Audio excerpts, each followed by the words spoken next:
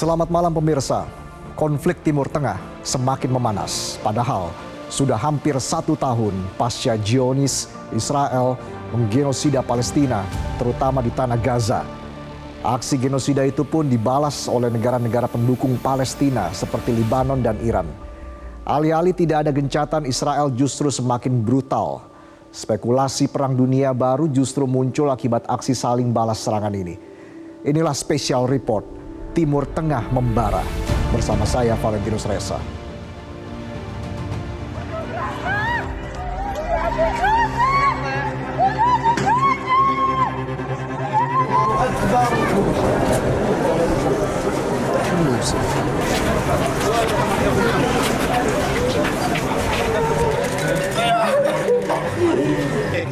هذولا كانوا بيلعبوا في الشارع قاعدين في الشارع.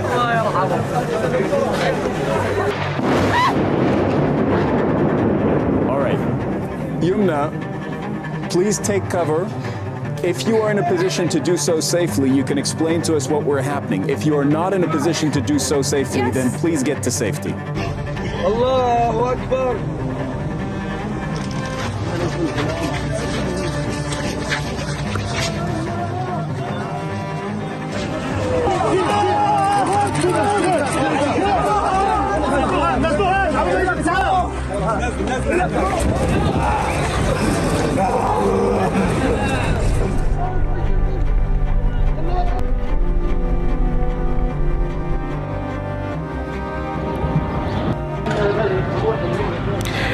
الله أكبر.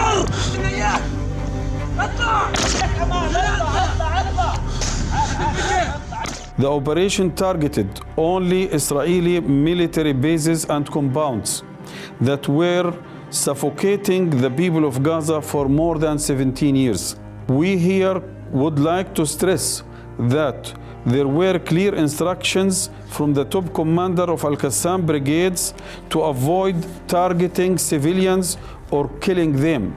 We condemn the unethical bias by the Western governments, mainly the US, where they were only seeking to demonize the Palestinian people and their struggle for freedom and dignity. For the captives and prisoners held by the resistance, we confirm here and make it clear we are fully committed to treat them in accordance with our religious values and the rules of international humanitarian law. On the Israeli allegations of killing civilians and beheading of babies, which were unethically and unprofessionally adopted by many Western media outlets, this is completely shame that these media outlets follow such lies and Israeli propaganda without making simple efforts to check the reality of these allegations.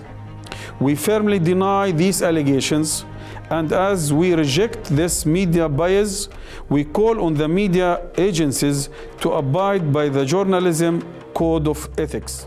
وإننا هنا نؤكد من جديد لأبناء شعبنا المرابط الأبي وكذلك للعدو الصهيوني ولكل العالم بأن تلويح الاحتلال بالدخول في عدوان بري ضد شعبنا هو أمر لا يرهبنا ولا نخشاه بعون الله، ونحن جاهزون بمعية الله للتعامل مع أي قوة غاشمة يزج بها العدو إلى غزة. إننا لا نستطيع حالياً ضبط الأعداد الموجودة من أسرى العدو في القطاع بشكل كامل ودقيق للاعتبارات الأمنية والميدانية نتيجة الاستهدافات والقصف الصهيوني المتواصل على القطاع، ولكننا نقدر مبدئياً أن عدد الأسرى ما بين 200 إلى 250 أسيراً أو يزيد عن ذلك، وما هو متواجد بين أيدينا في كتائب القسام نحو 200 أسير، والبقية موزعون بين مكونات أخرى من فصائل المقاومة أو في أماكن لا نستطيع حصرها في ظل الوضع الميداني القائم.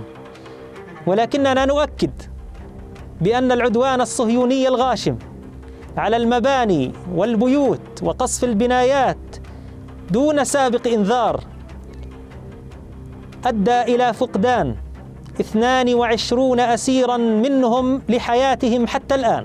نؤكد بأن لدينا مجموعة من المحتجزين من جنسيات مختلفة تم جلبهم أثناء المعركة، وفي حينها لم تكن هناك فرصة للتحقق من هوياتهم.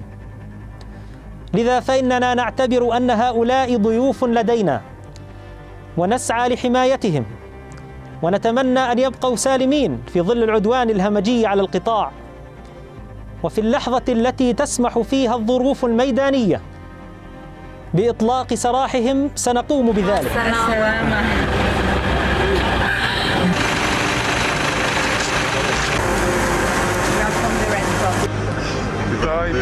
Itai, go Habi. Okay.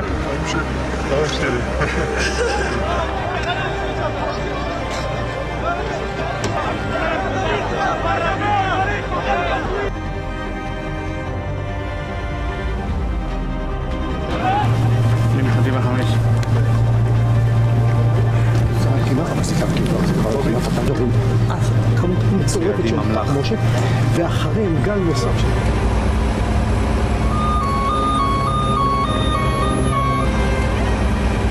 President Joe, I want to thank you for your continued and unequivocal support and the work of your entire administration to support us. Let there be no doubt, the United States has Israel's back. Serangan Zionis Israel merusak sejumlah fasilitas kesehatan di Gaza, salah satunya Rumah Sakit Indonesia di Gaza. Mirisnya, hampir tiap hari serangan demi serangan Zionis Israel menewaskan warga Palestina. Berikut laporan relawan Mercy, Fikri Rofiul Haq. Assalamualaikum warahmatullahi wabarakatuh. Bersama saya Fikri Rofiul Haq sebagai relawan Mercy kemanusiaan yang ada di jalur Gaza. Saat ini saya berada di depan Rumah Sakit Indonesia yang ada di kota Betlahiyah, jalur Gaza bagian utara, di mana memang sejak 4 bulan yang lalu rumah sakit ini sudah berhasil kembali beroperasi karena memang beberapa kali Israel melakukan serangan, penyerbuan, pengerusakan dan juga pembakaran terhadap rumah sakit Indonesia dan begitu juga sekelilingnya. Dan alhamdulillah rumah sakit ini juga sudah beroperasi dan setiap hari menangani pasien-pasien akibat pengeboman ataupun pembantaian yang dilakukan oleh pihak Zionis Israel. Dan bisa lihat di belakang saya ini juga memang di mana pintu utama ini sebenarnya juga mengalami kerusakan dan ada beberapa bagian lain juga yang mengalami kerusakan, serta di dalam rumah sakit ini pun memang masih banyak yang mengalami kerusakan ya. Ya, selain memang kerusakan dialami oleh Rumah Sakit Indonesia itu sendiri, ataupun di sekitar Rumah Sakit Indonesia, seperti yang saya tadi sebutkan bahwa taman-taman yang ada di Rumah Sakit Indonesia, lahan parkir, serta fasilitas kesehatan yang ada di lingkup area Rumah Sakit Indonesia, Wisma Dr. Jose Rizal atau Wisma Indonesia, tempat kami tinggal ya untuk para relawan Mercy yang ada di jalur Gaza pun mengalami kerusakan. Nah, di belakang saya tepat ini adalah Wisma Dr. Jose Rizal ya, yang memang tempat tinggal kami. Untuk saya sendiri memang sudah hampir 4 tahun tinggal di jalur Gaza dan tinggal di bangunan ini. Dan ini mungkin bisa dilihat sendiri bahwa ini adalah mobil kita, mobil operasional milik Mercy, namun mengalami kerusakan ya, sehingga memang tidak bisa dipakai lagi dan tidak bisa dioperasikan lagi oleh kita, sehingga kita harus mencari kendaraan baru.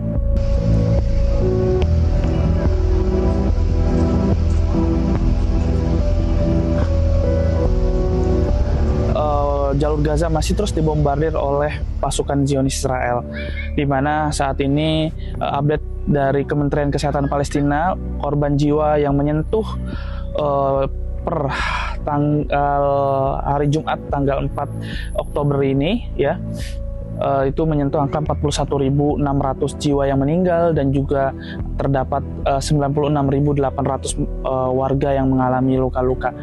Selain di jalur Gaza, memang situasi juga cukup memanas di tepi barat, di beberapa kota yang ada di tepi barat seperti Nablus, Ramallah, Yerusalem, dan juga Jenin dan kota-kota lainnya, di mana memang Israel masih terus melakukan serangan demi serangan terhadap masyarakat yang ada di tepi barat.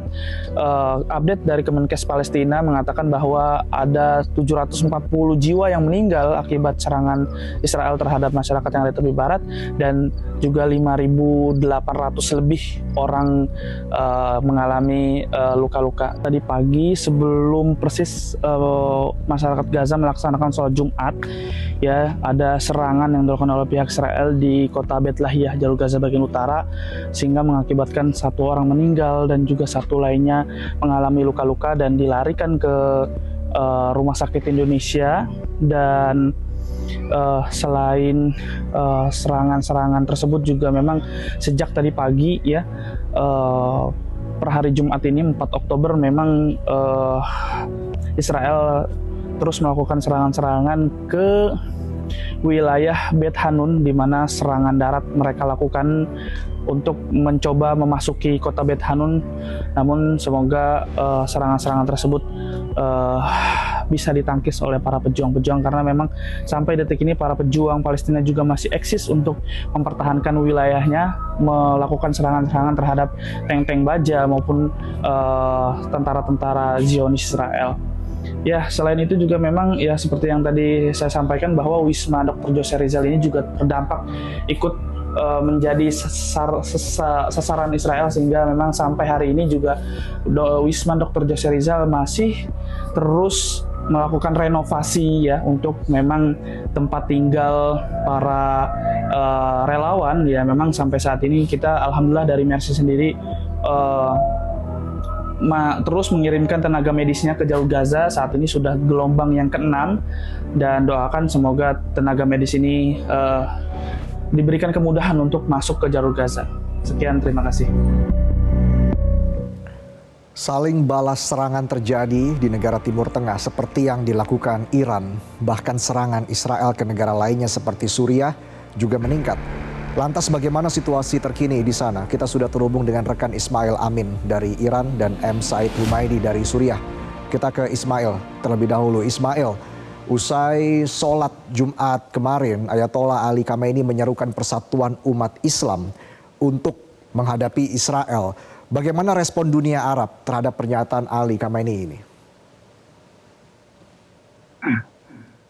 Ya, Mas Reza, di video sebagaimana telah diberitakan bahwa kemarin Iran menggelar salat Jumat. Mereka menyebutnya sebagai salat Jumat bersejarah karena melibatkan sampai jutaan orang untuk mendengarkan khutbah Ayatollah Said Ali Khamenei sebagai pemimpin tertinggi yang 4 tahun terakhir tidak pernah menyampaikan khutbah Jumat. Di awal khutbahnya beliau menyerukan persatuan Islam kepada negara-negara Islam, khususnya di kawasan Timur Tengah, dan seperti kita ketahui bahwa pemberitaan mengenai salat Jumat di Iran ini menjadi headline di media-media Arab, termasuk juga mereka menanggapi seruan persatuan Islam dari Ayatollah Said Ali Khamenei ini dengan positif. Kemarin Presiden Pezeshkian itu ke Qatar dan juga bertemu dengan pemimpin-pemimpin Arab, termasuk dengan pejabat tinggi Arab Saudi, dan mereka menyatakan dukungan kepada Iran, walaupun mereka menyatakan juga bahwa mereka bersikap netral jika terjadi perang antara Israel dan Iran. Sementara Menteri Luar Negeri Arabci hari ini terbang ke Lebanon, lalu kemudian akan melanjutkan ke Suriah dalam upayanya untuk melakukan pendekatan-pendekatan diplomatik, upaya-upaya perdamaian, karena sebagaimana dikatakan oleh Presiden Masoud Pezeshkian bahwa Iran bukan menghasut perang. Serangan Iran pada 1 Oktober kemarin, termasuk juga pada awal April lalu, adalah upaya pembelaan diri karena Israel telah melanggar teritorial dan kedaulatan Iran, sehingga jika diminta secara tegas kepada Israel untuk tidak lagi mengulangi kejahatannya. Namun jika melanggar kedaulatan Iran, maka Iran dengan tegas akan melakukan serangan balasan yang jauh lebih besar lagi. Khamenei juga mengatakan tidak akan menunda, tapi juga tidak tergesa-gesa untuk mengambil sikap terhadap Israel. Apa makna dari pernyataan itu, Ismail? Ya, Ayatollah Ali Khamenei dalam khutbahnya itu ingin menunjukkan bahwa Iran sampai sekarang masih bersikap waras, masih berpikir rasional dalam menyikapi tensi yang semakin meningkat ini. Ayatollah Ali Khamenei mengatakan bahwa kami saat ini sedang berhadapan dengan penjahat perang. Dia menyebut Israel ini sebagai anjing gila karena memang kita ketahui bukannya ada upaya-upaya gencatan senjata, tapi justru malah memperluas wilayah konflik. Bukan hanya menyerang Gaza maupun Timur Barat, tapi juga malah memperluas wilayah serangannya dengan menyerang Lebanon dan Suriah. Dan yang menjadi korban jiwa dari serangan-serangan Israel ini kebanyakan adalah warga sipil. Sehingga ini yang ditegaskan oleh Ayatollah Ali Khamenei bahwa sikap dalam menghadapi Israel ini tidak boleh tergesa-gesa, tapi juga tidak akan menunda. Dia ingin menunjukkan bahwa Iran sampai saat ini masih berpikir rasional dan berupaya untuk ada perdamaian tercipta. Upaya gencatan senjata masih terus diupayakan karena pada waktu kematian Ismail Haniyeh, Iran seharusnya sudah menyerang Israel sebagai bentuk balasan atas kedaulatan yang dilanggar, tapi kemudian ada upaya gencatan senjata yang dijanjikan oleh Amerika Serikat jika Iran tidak menyerang. Tapi ternyata Israel malah bukan hanya tidak ada upaya untuk gencatan senjata, tapi malah memperluas serangannya dan berakibat fatal bagi banyak warga sipil. Ismail, Amerika Serikat sudah meminta kepada Israel begitu ya, agar tidak menyerang kilang minyak yang ada di Iran. Bagaimana pihak pemerintah dari Iran menanggapi kemungkinan tersebut? Ya, pejabat tinggi dari pemerintah maupun dari militer Iran sejak awal mengatakan bahwa mereka siap mengantisipasi segala kemungkinan yang terjadi, termasuk mengantisipasi jika Israel melakukan serangan. Jadi sejak awal konflik, Iran telah menyiapkan segala fasilitas militer mereka untuk berjaga-jaga dan sampai saat ini tetap bersiaga penuh. Walaupun kemudian kita bisa melihat sampai hari ini aktivitas penduduk di Iran itu masih berjalan normal, masjid-masjid masih penuh, aktivitas sebagaimana biasa, tidak ada mobilitas penduduk yang bergerak di luar kebiasaan. Semua kami juga ke tempat perbelanjaan tadi masih berjalan seperti biasa. Ini menunjukkan bahwa rakyat Iran percaya kepada upaya pemerintah dan militer Iran dalam upaya mencegah kemungkinan serangan dari Israel. Hanya saja memang tidak dari media-media yang kami pantau, kami tidak mendapatkan penjelasan apapun apa rencana dan seperti apa spesifiknya upaya-upaya Iran dalam upaya mengantisipasi serangan Israel. Baik, dari KOM Iran kita beralih ke Damaskus, Suriah. Said, jelang setahun agresi Israel ke Gaza, tensi politik di kawasan Asia Barat belum menurun. Justru saling serang ini terjadi antara proksi Hamas dengan Israel begitu. Usai serangan terhadap kedutaan besar Iran di Damaskus beberapa waktu lalu. Bagaimana situasi di Suriah saat ini? Oke, Reza dan pemirsa semuanya. Setelah serangan Iran kepada kedutaan Iran di Damaskus pada tanggal 1 Oktober yang lalu, tentunya pemerintah Suriah sendiri lebih mengetatkan keamanan di negara Suriah. Terpantau setelah kejadian tersebut, masyarakat masih sama halnya seperti di Iran, masyarakat masih melakukan aktivitas seperti biasa, kemudian tidak nampak banyak kekhawatiran begitu dari para warga Suriah itu tersendiri. Seperti baik. Baik, Said, beberapa hari terakhir kita tahu Israel juga meningkatkan serangan ke Palestina, Lebanon, dan Suriah. Apa sebenarnya menjadi target serangan Israel di Suriah? Oke, kalau untuk di Suriah sendiri sepertinya tidak berskala besar serangannya, karena seperti 4 hari yang lalu ketika serangan di daerah Mazeh itu benar-benar menargetkan satu mobil yang itu menunjukkan bahwa Israel memang benar-benar menargetkan satu orang saja, dan diidentifikasi bahwa korban tersebut ialah merupakan salah seorang jurnalis lokal yang berasal dari Damaskus, Suriah, seperti itu.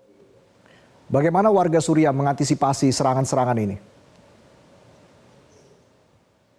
Oke, tentunya masyarakat Suriah selalu berhati-hati dan selalu menghindari kerumunan yang ada. Kemudian pastinya masyarakat Suriah bereaksi dengan serangan-serangan yang terjadi akhir-akhir ini seperti saling balas serangan antara Iran, Israel, dan juga Hamas. Tentunya banyak warga Lebanon yang mengungsi atau berpindah dari Lebanon ke Suriah, dan salah satu reaksinya ialah ke warga Suriah dan juga Hilal Ahmar atau PMI-nya Suriah itu memberikan bantuan berupa roti-roti gratis, air-air gratis untuk para warga Lebanon yang hendak mengungsi atau menyelamatkan diri, mengamankan diri ke Damaskus, Suriah, seperti itu. Kondisi WNI di Suriah saat ini seperti apa, Said? Oke, untuk para warga negara Indonesia yang ada di Suriah sendiri terpantau aman karena setelah terjadinya serangan yang menyebabkan kematian Sekjen Hamas yaitu Hussein Hassan Nasrullah, KBRI Damaskus menetapkan himbauan untuk para warga Indonesia yang ada di Damaskus untuk terus berhati-hati, kemudian menghindari daerah-daerah yang sekiranya dinilai riskan untuk terjadinya serangan, dan juga menyediakan hotline ketika terdapat sesuatu yang tidak diinginkan seperti itu. Baik, terima kasih Said Humaydi, dan sebelumnya Ismail Amin melaporkan. Selamat bertugas kembali. Pemirsa, Special Report akan kembali dengan sejumlah informasi penting lainnya. Timur Tengah membara sesaat lagi.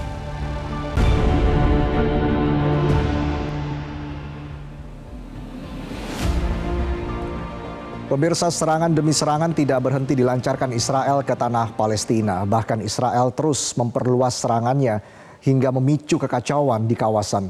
Israel tidak segan pula memblokade PBB dengan melarang Sekjen PBB memasuki wilayah pendudukan Zionis Israel. Hal ini dinilai mempertegas sikap Israel yang tidak patuh aturan dan hukum internasional. Saya akan mengajak Anda untuk melihat grafis yang berikut ini. Tidak hanya ke Palestina, Israel membombardir sejumlah negara yang mendukung perjuangan kemerdekaan Palestina, yakni Lebanon, Yaman, dan Suriah. Usai membombardir Lebanon dari udara dan serangan bom melalui perangkat elektronik, Israel menyatakan melancarkan invasi darat ke Lebanon. Namun, invasi darat Israel ke Lebanon gagal. 14 tentara Zionis tewas dan 3 tank Zionis Israel hancur oleh perlawanan pejuang Hizbullah. Para pejuang Hizbullah berhasil memukul mundur pasukan Zionis yang baru merangsek 400 meter ke wilayah Lebanon. Sementara itu, Iran juga berhasil menargetkan pangkalan-pangkalan militer Zionis Israel dan menghancurkan jet-jet tempur Zionis sebagai balasan atas kejahatan Israel yang membantai warga Palestina dan membunuh para pemimpin pejuang kemerdekaan Palestina. Di antaranya Israel membunuh pemimpin Hizbullah Said Hassan Nasrallah dan pemimpin Hamas Ismail Haniyeh. Iran tidak segan melancarkan balasan yang jauh lebih kuat dari sebelumnya. Jika Israel beserta sekutunya, yakni Eropa dan Amerika, tidak menghentikan kejahatan apartheid dan genosida. Sementara Israel berkeras membuat aturan sendiri untuk melanggengkan kejahatannya terhadap bangsa Palestina dan negara-negara yang turut memperjuangkan kemerdekaannya dari penjajahan Zionis Israel. Tidak hanya berkali-kali menolak proposal gencatan senjata terbaru, Israel melarang Sekretaris Jenderal PBB Antonio Guterres untuk memasuki wilayah pendudukan Israel. Alasannya Israel murka sebab menilai PBB berpihak pada Palestina. Menteri Luar Negeri Israel Katz, mengatakan Sekjen PBB Antonio Guterres dilarang masuk ke Israel sebab Guterres dinilai tidak secara tegas mengutuk serangan balasan Iran ke Israel. Israel juga melarang pejabat-pejabat PBB lain seperti pelapor khusus PBB untuk Palestina Francesca Albanese yang dinilai berpihak pada Palestina. Lebih lanjut, Israel mempertanyakan kredibilitas Badan PBB untuk Pengungsi Palestina atau UNRWA. Sikap ini dijadikan justifikasi Israel untuk membenarkan kejahatannya dalam membobardir sekolah-sekolah UNRWA yang dihuni ribuan warga Gaza yang dipaksa mengungsi. Kita ke informasi selanjutnya pemirsa. Hingga Sabtu ini Zionis Israel terus menyerang Libanon. Serangan Israel ini dilancarkan pasca Iran membobardir Israel dengan ratusan rudal. Ledakan mengguncang pinggiran selatan Beirut, Libanon, Sabtu waktu setempat. Setelah ledakan, asap terlihat mengepul ke udara. Israel telah mengintensifkan pemboman udaranya di Libanon, menargetkan daerah padat penduduk yang diklaim sebagai rumah komandan Hizbullah dan peralatan militer. Pasukan Israel juga memulai serangan darat ke Libanon untuk melawan kelompok militan tersebut pada 1 Oktober. Mereka mengatakan 9 tentara tewas dalam konflik di Libanon Selatan.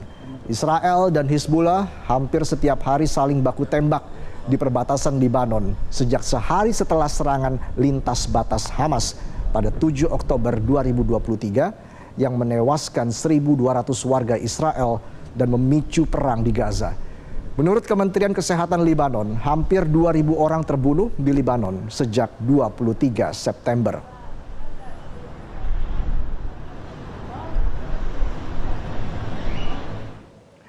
Seluruh perwakilan Republik Indonesia di Timur Tengah dalam status waspada. Hal ini berkaitan dengan status siaga 1 yang ditetapkan Indonesia untuk 3 negara yang sedang berperang, Libanon, Palestina, dan Israel. Mengenai status keadaan darurat di kawasan Timur Tengah. Tadi kami sampaikan bahwa sesuai dengan SOP yang dimiliki oleh Kementerian Luar Negeri dan Perwakilan RI, kita sudah memiliki rencana kontingensi. Dan dalam konteks rencana kontingensi tersebut, seluruh perwakilan RI di Timur Tengah saat ini dalam status alert, ya, memonitor dari dekat situasi perkembangan keamanan yang terakhir. Eskalasi konflik Israel versus Hizbullah di Libanon semakin memanas. Kementerian Luar Negeri mengimbau seluruh warga negara Indonesia di Libanon untuk pulang ke tanah air. Bagaimana situasi terkini di Libanon dan seperti apa perkembangan proses evakuasi WNI di Libanon? Sudah bergabung dari luar studio Dubes Republik Indonesia untuk Libanon, Hajrianto Tohari. Selamat malam waktu Indonesia, Pak Hajrianto. Apa kabar? Selamat malam, Mas Valentinus. Baik, Pak Hajrianto, bisa Anda jelaskan sebenarnya saat ini bagaimana situasi di Libanon, khususnya wilayah Libanon Utara dan Libanon Selatan? Ya, Libanon Selatan memang sudah sejak lama menghadapi serangan-serangan Israel dengan serangan-serangan udara, baik rudal, roket, drone, maupun terutama dengan pesawat-pesawat tempur. Sehingga sejak 2 minggu terakhir ini arus pengungsi dari Libanon Selatan masuk ke Beirut juga sangat besar, dan kemudian dari Beirut arus mengungsi ke Suriah juga cukup besar. Apalagi pada hari ini Israel telah melakukan serangan ke perbatasan Libanon dan Suriah yang memiliki pintu imigrasi, yaitu di Masna, sehingga praktis kemudian pintu perbatasan di Masna itu ditutup. Bisa dibayangkan kemudian bertumpuknya arus yang akan mengalir ke Suriah terhenti oleh karena hanya ada 2 pintu ke Suriah, yaitu pintu Masna dan pintu Arida yang melalui kota Tripoli dan Akar. Perlu dicatat bahwa pada perang kali ini Israel memperluas serangannya tidak sebagaimana sasaran-sasaran tradisional dan konvensional selama ini. Biasanya Israel hanya menyerang kawasan-kawasan yang menjadi targetnya dalam rangka untuk mengejar apa yang dia definisikan sebagai musuh dan ancaman yang ancaman terhadap Israel. Seperti misalnya kalau sekarang ini adalah kawasan-kawasan yang di situ terdapat markas Hizbullah, atau terdapat infrastruktur militer Hizbullah, atau yang sering dituduhkan oleh Israel adalah di situ terdapat penyimpanan atau gudang-gudang senjata yang dengan itu menjadi sasaran Israel. Tetapi kali ini siaran Israel meluas ke daerah-daerah yang sebetulnya secara tradisional tidak pernah mendapatkan serangan dari Israel. Walhasil memang suasana Beirut sekarang semakin mencekam oleh karena masyarakat luas tidak memiliki perhitungan-perhitungan, dalam pengertian tidak memiliki perkiraan-perkiraan atau dugaan-dugaan bahwa daerahnya aman dari serangan Israel. Oleh karena kecenderungan Israel yang semakin meluas, semakin brutal, dan semakin agresif dalam melakukan serangan-serangannya ke Beirut. Baik, Pak Dubes, lalu bagaimana dengan perkembangan evakuasi WNI di Libanon? Ada berapa sebenarnya jumlah WNI yang masih di sana dan berapa yang sudah dievakuasi untuk pulang ke Indonesia? Ya, sebetulnya keterangan atau penjelasan berkenaan dengan evakuasi itu menjadi kewenangan dari Kementerian Luar Negeri di Jakarta. Tetapi sebagai sekedar informasi secara sekilas, ingin saya sampaikan bahwa evakuasi warga negara Indonesia sebenarnya telah dimulai sejak bulan yang lalu, yaitu pada tanggal 18 Agustus. Kita sudah memulai melakukan evakuasi, memulangkan warga negara Indonesia ke tanah air pada saat ketika suasana perang belum parah seperti sekarang ini. Kami memang dalam beberapa kali rapat koordinasi berkesimpulan bahwa perkiraan akan terjadinya prediksi akan terjadinya perang yang akan semakin besar dan skalanya semakin masif itu seperti ada di depan mata kita.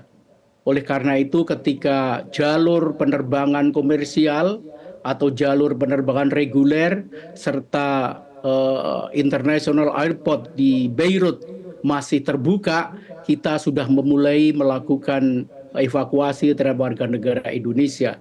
Tanggal 18 Agustus kita memulai dengan gelombang pertama, kemudian pada tanggal 24 Agustus kita memulai gelombang kedua, dan kemudian pada awal September kita gelombang ketiga. Sekarang ini setelah suasana perang semakin parah, kita melanjutkan dengan gelombang keempat dan kelima, tetapi sudah tidak bisa kita lakukan melalui Bandara Beirut. Oleh karena Bandara Beirut hanya tinggal satu maskapai penerbangan saja yang melayani penerbangan, yaitu MEA, maskapai milik Libanon. Sementara maskapai yang lain yang sehari-hari terbang ke Beirut dalam jumlah yang cukup besar, Pak Hajrianto, berhenti semuanya.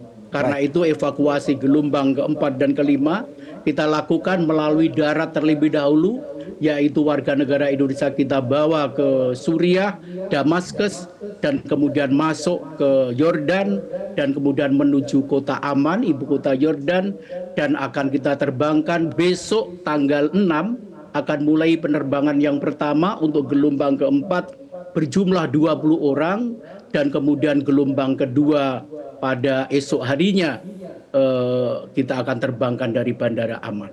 Baik, semoga semua berjalan dengan lancar. Terakhir singkat saja Pak Dubes, bagi WNI yang memang masih ingin bertahan di Libanon, ini seperti apa langkah persuasi yang dilakukan oleh pemerintah untuk mengajak mereka kembali ke Indonesia atau melindungi mereka di titik-titik rawan konflik?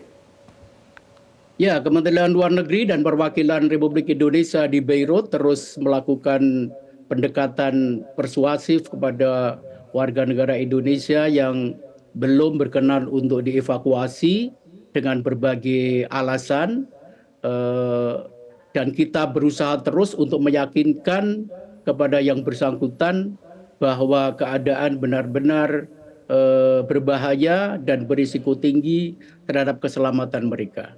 Tentu saja pada akhirnya nanti apabila dengan alasan-alasan tersendiri, misalnya warga negara Indonesia perempuan yang menikah dengan warga negara Libanon, dan kemudian sebagai sebuah keluarga mereka berkeberatan untuk dievakuasi ke Indonesia, maka tentu ada mekanisme-mekanisme yang telah tersedia dalam peraturan pemerintah sesuai dengan ketentuan yang berlaku. Misalnya saja mereka harus menandatangani surat pertanggungjawaban pribadi mutlak bahwa apapun yang akan terjadi jika mereka benar-benar tidak bersedia dievakuasi, maka akan menjadi tanggung jawab pribadi masing-masing. Baik, terima kasih Pak Hajrianto Tohari, Dubes Republik Indonesia untuk Lebanon sudah bergabung bersama kami dalam Special Report. Terima kasih. Special Report akan kembali, tetaplah bersama kami.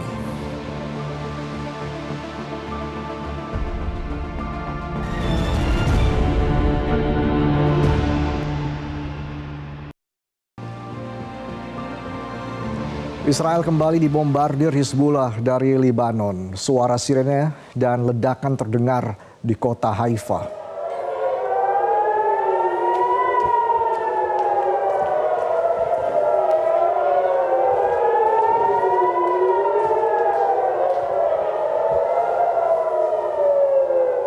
Tentara Israel mengatakan dalam sebuah pernyataan bahwa 2 roket ditembakkan dari Lebanon. 1 berhasil dicegat dan 1 lagi jatuh di area terbuka. Israel dan Hizbullah hampir setiap hari saling baku tembak melintasi perbatasan Lebanon sejak sehari setelah serangan lintas batas Hamas pada 7 Oktober 2023 yang menewaskan 1.200 warga Israel, sementara sekitar 250 lainnya disandra.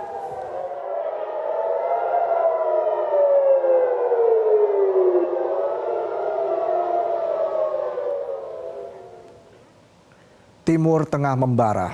Kini konflik tidak lagi melibatkan Israel versus Palestina, tapi juga negara pendukung kedua negara.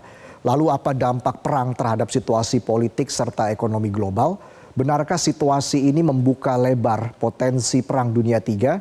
Sudah bergabung dari luar studio pakar Timur Tengah Faisal Assegaf dan pengamat ekonomi energi UGM Fahmi Radi. Selamat malam Pak Fahmi, selamat malam Mas Faisal. Selamat malam Mas Reza. Baik, saya ke Mas Faisal. Mas Faisal, Israel terus menggempur Lebanon membuat Iran meradang. Pemimpin tertinggi Iran, Ayatollah Ali Khamenei menyebut Israel sebagai kriminal penghisap darah terbengis yang patut dilawan. Bagaimana pernyataan Ayatollah Ali Khamenei ini menjadi petanda akan ada serangan baru Iran lagi ke Israel? Sejauh ini belum ada isyarat dari Iran akan melancarkan serangan baru ke Israel, tapi Iran akan menunggu bagaimana respon Israel terhadap serangan yang mereka lakukan kalau tidak salah 1 atau 2 Oktober lalu. Nah, ini kan Israel sudah mengisyaratkan bahwa mereka akan menyerang fasilitas minyaknya Iran. Nah, ini pernyataan ini untuk menegaskan bahwa Iran siap membalas serangan Israel nantinya. Jika ada serangan baru lagi, apakah ini akan lebih dahsyat dari serangan sebelumnya, Mas Faisal? Ya, memang beberapa para pejabat Iran sudah menyatakan bahwa kalau respon Netanyahu atau Israel menyerang balik serangan Iran kemarin, maka akan merespon dengan lebih besar lagi. Tapi kita belum tahu ya, karena ini baru perkiraan. Kalau kita belajar dari serangan pertama Iran terhadap Israel 13 April lalu, itu serangan itu dua-duanya seperti serangan simbolik atau serangan deteren, artinya sebagai peringatan agar ada pesan supaya mereka tidak menyerang lagi atau istilahnya agar tidak terlibat dalam konflik yang lebih besar lagi secara terbuka. Baik, saya ke Pak Fahmi. Pak Fahmi, sebenarnya apa saja risiko yang ditimbulkan begitu ya dari Timur Tengah yang semakin membara, khususnya ini soal harga minyak dunia, ini dampaknya seperti apa Pak Fahmi? Ya, kalau eskalasi perang itu meluas yang melibatkan banyak negara, terutama di kawasan Timur Tengah, itu sudah pasti akan memicu kenaikan harga minyak mentah dunia gitu ya. Apalagi daerah perang tadi itu kan di sekitar Timur Tengah yang tidak hanya sebagai produsen minyak, tetapi juga itu sebagai lalu lintas gitu ya, pengangkutan minyak. Nah, kondisi ini itu sudah pasti akan menaikkan harga minyak dunia, bahkan tidak menutup kemungkinan itu ya, harga minyak dunia bisa mencapai $100 per barrel gitu ya. Nah, kalau itu terjadi, maka negara manapun termasuk Indonesia akan terkena dampak dari kenaikan harga minyak dunia tersebut, Mas Reza. Pak Fahmi, di Indonesia sendiri kan harga BBM non-subsidi sedang turun ini. Anda memprediksi berapa lama ini bisa bertahan dengan konflik Timur Tengah yang semakin membara? Ya, kalau misalnya eskalasinya itu meningkat, artinya Iran tetap melakukan serangan secara terus-menerus, kemudian dibalas juga oleh Israel yang menyebabkan terhambatnya pasokan dari minyak tadi, maka ini pasti berdampak pada Indonesia. Apalagi Indonesia tadi impor minyak mentah dan juga BBM itu jumlahnya besar sekali gitu ya. Sehingga kenaikan harga minyak itu akan menguras devisa Indonesia dan bahkan akan melemahkan ekonomi Indonesia juga gitu ya. Maka harus diantisipasi tadi eskalasi terhadap perang tersebut karena ini merupakan variabel utama itu ya dalam kenaikan harga minyak dunia yang akan berpengaruh terhadap perekonomian di Indonesia itu, Mas Reza. Kalau Mas Faisal sendiri melihat ke depan eskalasi konfliknya ke depan ini seperti apa? Mas Faisal melihat apabila Israel terus melakukan perang terbuka terhadap Iran dan juga negara-negara Arab lainnya? Sebenarnya kan akar dari perang terbuka ini dimulai dari perang Gaza yang dimulai 7 Oktober tahun lalu. Jadi selama perang Gaza masih berlangsung, maka milisi-milisi anti-Zionis yang pro terhadap Hamas, pro terhadap bangsa Palestina akan terus melakukan serangan terhadap Israel. Kita tahu Hizbullah sehari setelah serangan 7 Oktober, Hizbullah 8 Oktober langsung melakukan serangan ke wilayah utara Israel, permukiman-permukiman Israel serta pangkalan militer Israel di wilayah utara. Kemudian juga milisi Al-Husyun di Yaman juga melakukan serangan terhadap Israel. Kita tahu pesawat drone Al-Husyun kalau tidak salah bulan Mei itu pernah menyerang ibu kota Tel Aviv dan menewaskan 1 orang. Lalu juga ada Kataib Hizbullah itu di Irak itu juga melakukan serangan terhadap Israel. Jadi milisi Hizbullah terus Al-Husyun dari Yaman kemudian Kataib Hizbullah di Irak itu menyerang Israel sebagai bentuk solidaritas terhadap rakyat Gaza yang sudah dibantai oleh agresi militer Israel sejak 7 Oktober. Jadi kuncinya di perang Gaza ini sebelum terjadi gencatan senjata, maka milisi-milisi Hizbullah, Al-Husyun maupun Kataib Hizbullah itu akan terus melakukan serangan terhadap Israel. Nah ini yang sulit karena kita tahu Netanyahu memanfaatkan perang Gaza dan sekarang memperluas perang dengan Hizbullah di Lebanon itu adalah sebagai manuver politik untuk mempertahankan kekuasaannya. Sejauh ini negara NATO seperti Amerika Serikat khususnya menyatakan dukungan ke Israel. Menurut Anda apa dampak politik dari dukungan negara-negara NATO ini, Mas Faisal? Ya itu negara NATO terutama Amerika Serikat memang sejak lama menyampaikan dukungan terhadap Amerika. Kita tahu ketika serangan 7 Oktober yang dilakukan pasukan Brigade Izzuddin Al-Qassam dengan pasukan Saraya Al-Quds dari Jihad Islam, itu mereka menyatakan ketika Israel melakukan agresi sebagai balasan serangan 7 Oktober, mereka menyatakan bahwa Israel berhak membela diri. Kemudian juga terakhir yang terbaru itu kan minggu lalu kalau tidak salah Amerika sudah menyatakan setuju untuk mengirim bantuan keuangan $8,7 miliar karena kita tahu biaya perang ini sangat besar. Bloomberg pernah menulis untuk ongkos perang saja perang di Gaza itu Israel menghabiskan $280 juta per hari. Itu baru ongkos perang, belum efek sosial, belum efek ekonomi terhadap Israel itu sendiri. Pak Fahmi, jadi seperti apa antisipasi yang harus dilakukan pemerintah Indonesia menghadapi konflik Timur Tengah yang terus membara? Oke, pertama saya ingin kalau kita belajar pada serangan Iran ke Israel yang pertama dulu itu ya, itu cukup masif, tetapi Israel tidak bisa tidak bisa untuk menyerahkan serangan balik karena saya melihat ada tekanan yang cukup keras dari Amerika dan negara Eropa karena kalau Israel membalas kemudian eskalasinya meluas itu pasti akan menaikkan harga minyak dunia dan Amerika dan Eropa pasti akan terpengaruh juga. Maka saya masih berharap bahwa Amerika dan Eropa masih bisa menahan Israel untuk tidak menyerang. Tetapi kita nggak tahu kalau kemudian eskalasi tadi tidak bisa dihindari, tadi saya katakan pasti akan mempengaruhi Indonesia, terutama akan menguras devisa negara karena Indonesia impor BBM itu dalam jumlah yang sangat besar sekali gitu ya. Nah kemudian ini akan menyebabkan inflasi di Indonesia gitu ya. Nah oleh karena itu perlu ada antisipasi tadi kemungkinan eskalasi perang. Kemudian perlu ada juga persiapan-persiapan dalam menghadapi kalau misalnya harga minyak dunia tadi meningkat gitu ya. Saya kira salah satu caranya bisa juga memperbaiki tata kelola dalam distribusi BBM gitu ya. Karena selama ini banyak menggunakan dana APBN untuk subsidi yang salah sasaran. Nah itu yang controllable by pemerintah gitu ya, yang itu bisa dikendalikan tadi. Nah kemudian yang kedua juga menyiapkan beberapa antisipasi di perekonomian gitu ya. Misalnya bagaimana mengalihkan ekspor-ekspor yang ditujukan di negara-negara Timur Tengah atau di negara-negara yang itu menjadi lokasi peperangan tadi gitu ya.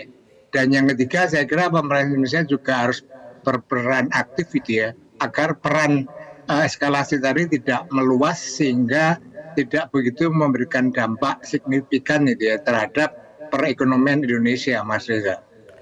Baik, Mas Faisal, dengan Timur Tengah yang semakin membara seperti ini, apakah memang perang dunia ketiga ini sudah tidak bisa dihindari lagi? Apa yang patut diwaspadai? Singkat saja Mas Faisal. Ya memang benar, memang ada beberapa pihak juga menyatakan bahwa akan ada potensi perang dunia ketiga. Pak Prabowo juga sendiri kan pernah menyatakan bahwa memang akan terjadi perang dunia ketiga. Nah ini yang perlu diantisipasi adalah bagaimana ketahanan di dalam negeri, baik secara politik, keamanan maupun ekonomi, itu yang harus segera diantisipasi. Baik, terima kasih Mas Faisal Assegaf dan Pak Fahmi Radi sudah menyempatkan waktunya dalam diskusi kita pada malam ini dalam Special Report. Selamat malam. Pemirsa, kami akan kembali dengan sejumlah informasi lain. Tetaplah dalam Special Report Timur Tengah Membara.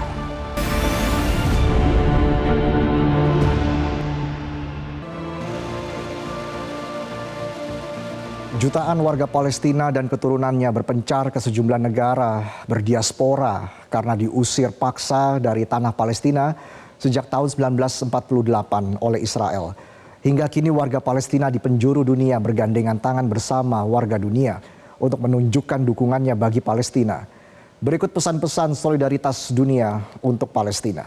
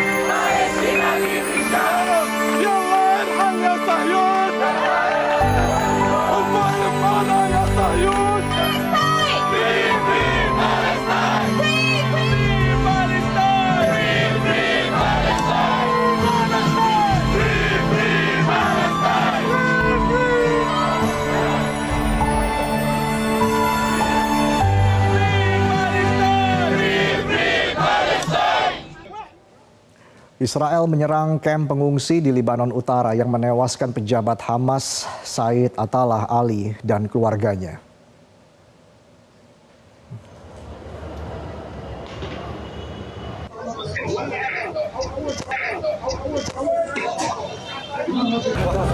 Serangan yang terjadi dini hari itu berlangsung usai Israel menghancurkan jalan raya utama penghubung Lebanon dan Suriah. Atas serangan ini, kelompok Hamas merilis pernyataan resmi yang menginformasikan bahwa pejabat Hamas, Said Atallah Ali, serta kedua putrinya, Zainab dan Fatima, tewas. Hingga kini Israel terus mengintensifkan pemboman udaranya di Libanon dan menargetkan daerah padat penduduk yang mereka klaim lokasi rumah komandan Hizbullah dan gudang penyimpanan peralatan militernya.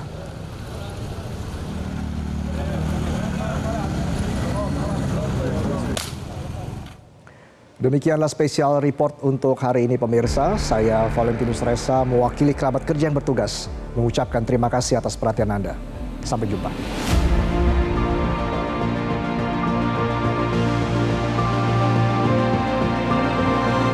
Metro TV. Jelajahi cara baru mendapatkan informasi. Download Metro TV Extend sekarang.